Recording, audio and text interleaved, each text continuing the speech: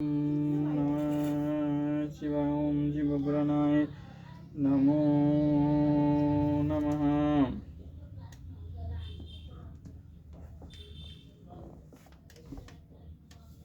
आज हम सुनेंगे त्रयंबकम ज्योतिर्लिंग के प्रसंग में महर्षि गौतम के द्वारा किए गए परोपकार की कथा। उनका तप के प्रभाव से अक्षय जल प्राप्त करके ऋषियों की अनावृष्टि के कष्ट से रक्षा करना, ऋषियों का छलपूर्वक उन्हें गो हत्या में फंसाकर आश्रम से निकालना और शुद्धि का उपाय बताना। सूजी कहते हैं, मुनिवरों सुनो, मैंने सदगुरु व्यास जी के मुख से जैसी सुनी है उसी रूप में एक पापनाशक कथा तुम्हें सुना रहा हूँ। पूर्वकालीन बात है, गौतम नाम से विख्यात एक श्रेष्ठ ऋषि रहते थे, जिनकी परम धार्मिक पत्नी का नाम अहल्या था। दक्षिण दिशा में जो ब्रह्मगिरी है, वहीं उन्होंने 10,000 वर्षों तक तपस्या की थी। उत्तम प्रथा का पालन करने वाले महर्षियों एक समय वहाँ 100 वर्षों तक बड़ा भयानक अवर्णन हो गया। सब लोग महान दुख में पड़ गए। इस भूतल पर कहीं गीला पत्ता भी नहीं दिखाई देता था। फिर जीवों का आधारभूत जल कहाँ से दृष्टिगोचर होता। उस समय मुनि, मनुष्य, पशु, पक्षी और मृग सब वहाँ से 10 दिशाओं को चले गए। तब गौतम ऋषि ने 6 महीने तक तप करके वरुण को प्रसन्न किया। वरुण ने प्रकट होकर वर मांगने के लिए कहा। ऋषि ने वृष्टि के लिए प्रार्थना की। वरुण ने कहा, देवताओं के विधान से विरुद्ध वृष्टि न करके मैं तुम्हारी इच्छा के अनुसार तुम्हें सदा अक्षय रहने वाला जल देता हूँ। तुम एक गड्ढा तैयार करो।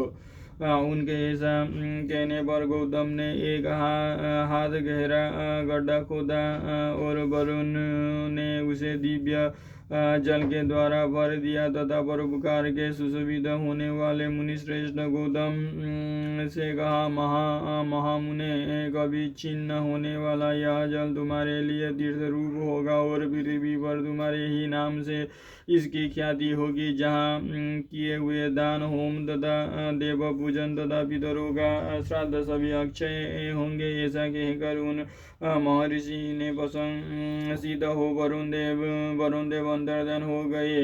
उस जल के द्वारा दूसरों का उपकार करके महर्षि गौतम को भी बड़ा सुख मिला। महात्मा पुरुषों का आश्रय मनुष्य के लिए महत्व की ही प्राप्ति करने वाला होता है। महान पुरुष भी महात्मा के उस स्वरूप को देखते और समझते हैं, दूसरे अधम मनुष्य नहीं।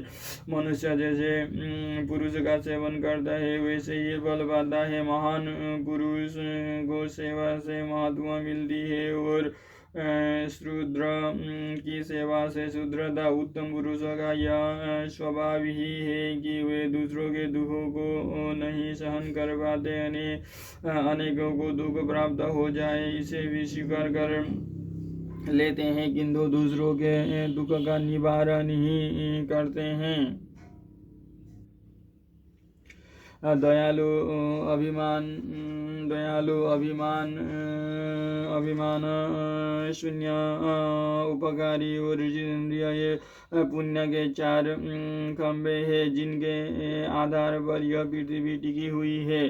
तदनंतर गौतम जी वहाँ उस परम दुर्लभ जल को पाकर विधि पूर्वक नित्य नैमित्तिक कर्म करने लगे। उन मुनीश्वर ने वहाँ नित्य होम की सिद्धि के लिए धान, जौ और अनेक प्रकार के निवार बोआ दिए। तरह तरह के धान्य, भांति भांति के वृक्ष और अनेक प्रकार के फल फूल वहाँ लहा उठे। यह समाचार सुनकर वहाँ दूसरे सहस्र ऋषि मुनि, पशु पक्षी तथा बहुसंख्यक जीव जाकर रहने लगे।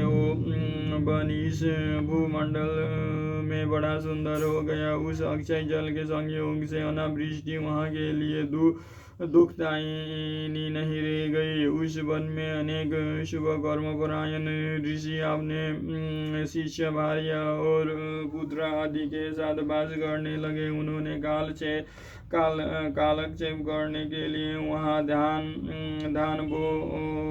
बो दिए। गौतम जी के प्रभाव से उस वन में सब और आनंद छा गया। एक बार वहाँ गौतम के आश्रम में जाकर बसे हुए ब्राह्मणों की स्त्रियां जल के प्रसंग को लेकर अहल्या पर नाराज हो गई। उन्होंने अपने पतियों को उकसाया। उन लोगों ने गौतम का अनिष्ट करने के लिए गणेश जी की आराधना की। भक्त पराधीन गणेश जी ने प्रकट होकर वर मांगने के लिए कहा। तब वे बोले, भगवान, यदि आप हमें वर देना चाहते हैं तो ऐसा कोई उपाय कीजिए जिससे समस्त ऋषि डांट फटकार कर गौतम को आश्रम से बाहर निकाल दे।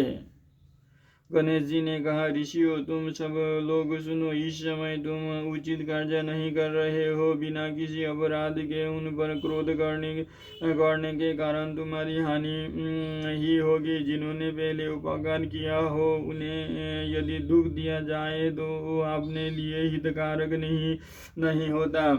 जब उपकारी को दुख दिया जाता है तब उससे इस जगत में अपना ही नाश होता है। ऐसी तपस्या करके उत्तम फल की सिद्धि की जाती है। स्वयं ही शुभ फल का परित्याग करके अहित कारक फल को नहीं ग्रहण किया जाता। ब्रह्मा जी ने जो यह कहा है कि असाधु कभी साधुता को और साधु कभी असाधुता को नहीं ग्रहण करता, यह बात निश्चय ही ठीक जान पड़ती है। पहले उपवास के कारण जब तुम लोगों को दुख भोगना पड़ा था तब महर्षि गौतम में जल की व्यवस्था करके तुम्हें सुख दिया, परंतु इस समय तुम सब लोग उन्हें दुख दे रहे हो। संसार में ऐसा कार्य करना कदापि उचित नहीं है। इस बात पर तुम सब लोग सर्वदा विचार कर लो। स्त्रियों की शक्ति से मोहित हुए तुम लोग यदि मेरी बात नहीं मानोगे तो तुम्हारा यह वर्तमान गौतम के लिए अत्यंत हितकारक ही होगा, इसमें संशय नहीं है। ये मुनि श्रेष्ठ, गौतम तुम्हें पुनः निश्चय ही सुख देंगे, अतः उनके साथ छल करना कदापि उचित नहीं। इसीलिए तुम लोग कोई दूसरा वर मांगो।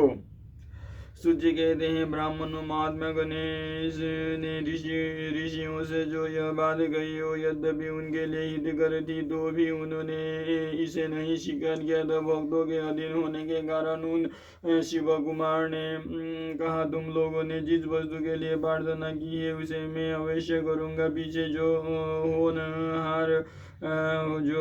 होनहार होगी वो होकर ही रहेगी। ऐसा कहकर अंतर्ध्यान हो गए मुनीश्वर। उसके बाद उन दुष्ट ऋषियों के प्रभाव से तथा उन्हें प्राप्त हुए वर के कारण जो घटना घटित हुई उसे सुनो। वहाँ गौतम के खेत में जो धान और जोए थे उनके पास गणेश जी एक दुर्बल गाय बनकर गए।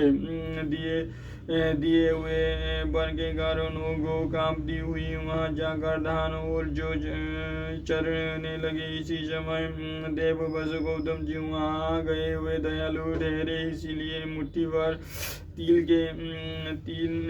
के लेकर उन्हीं से उस गौ को हाँकने लगे। उन तिनकों का स्पर्श होते ही वो गौ पृथ्वी पर गिर पड़ी और ऋषि के देखते देखते ही उसी क्षण मर गई। वे दूसरे देशी ब्राह्मण और उनकी दुष्ट स्त्रियां वहां छिपे हुई सब कुछ देख रही थी। उस गौ के गिरते ही वे सब के सब बोल उठे, गौतम ने यह कर डाला। गौतम भी आश्चर्यचकित हो अहल्या को बुलाकर व्यथित हृदय से दुख पूर्वक बोले, देवी, यह क्या हुआ, कैसे हुआ? जान पड़ता है हे परमेश्वर मुझ पर कुपित हो गए हैं, अब क्या करूं, कहाँ जाऊं, मुझे हत्या लग गई।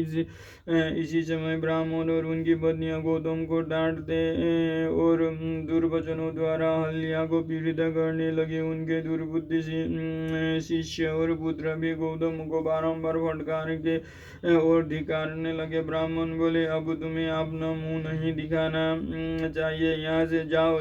गौ हत्या का मुंह देखने पर तत्काल वस्त्र सहित स्नान करना चाहिए। जब तक तुम इस आश्रम में रहोगे तब तक अग्निदेव और पितर हमारे दिए हुए किसी भी हव्य कव्य को ग्रहण नहीं करेंगे। इसीलिए पापी को हत्या तुम परिवार सहित यहाँ से अन्यंत चले जाओ, विलंब ना करो। सूची कहते ऐसा कहकर उन सब ने उन्हें पत्थरों से मारना आरंभ किया। वे गालियां दे देकर गौतम और अहल्या को सताने लगे। उन दुष्टों के मारते और धमकाने पर गौतम बोले, मुनियों में यहाँ से अन्यत्र जाकर रहूंगा। ऐसा कहकर गौतम उस स्थान को तत्काल निकल गए और उन सब की आज्ञा से एक कोस दूर जाकर उन्होंने अपने लिए आश्रम बनाया। वहां भी जाकर उन ब्राह्मणों ने कहा, जब तो तुम्हारे ऊपर हत्या लगी है तब तक तुम्हें कोई यज्ञ यागादि कर्म नहीं करना चाहिए। किसी भी वैदिक देव यज्ञ और पितृयज्ञ के अनुष्ठान का तुम्हें अधिकार नहीं रह गया है। मुनि पर गौतम उनके कथनानुसार किसी तरह एक पक्ष बिता कर उस दुख से दुखी हो बारंबार उन मुनियों से अपनी शुद्धि के लिए प्रार्थना करने लगे। उनके दीन भाव से प्रार्थना करने पर उन ब्राह्मणों ने कहा, गौतम तुम अपने पाप को प्रकट करते हुए 3 बार सारी पृथ्वी को परिक्रमा करो, फिर लौट कर यहाँ 1 महीने तक व्रत करो। उसके बाद इस ब्रह्मगिरी की 101 परिक्रमा करने के पश्चात तुम्हारी शुद्धि होगी। अथवा यहाँ गंगा जी को ले आकर उन्हीं के जल से स्नान करो तथा 1 कठोर पार्थिव लिंग बनाकर महादेव जी की आराधना करो। फिर गंगा से स्नान करके इस पर्वत की 11 बार परिक्रमा करो। तत्पश्चात 100 घड़ों के जल से पार्थिव शिवलिंगों को स्नान करने पर तुम्हारा उद्धार होगा। उन ऋषियों के इस प्रकार कहने पर गौतम ने बहुत अच्छा कहकर उनकी बात मान ली। वे बोले, मुनिवरों, मैं आप श्रीमानों की आज्ञा से यहाँ पार्थिव पूजन तथा ब्रह्मा गिरी की परिक्रमा करूंगा। ऐसा कहकर मुनि श्रेष्ठ गौतम ने उस पर्वत की परिक्रमा करने के पश्चात पार्थिव लिंगों का निर्माण करके उनका पूजन किया। साध्वी अहल्या ने भी साथ रहकर वे सब कुछ किया। उस समय शिष्य प्रशिष्य उन दोनों की सेवा कर रहे थे।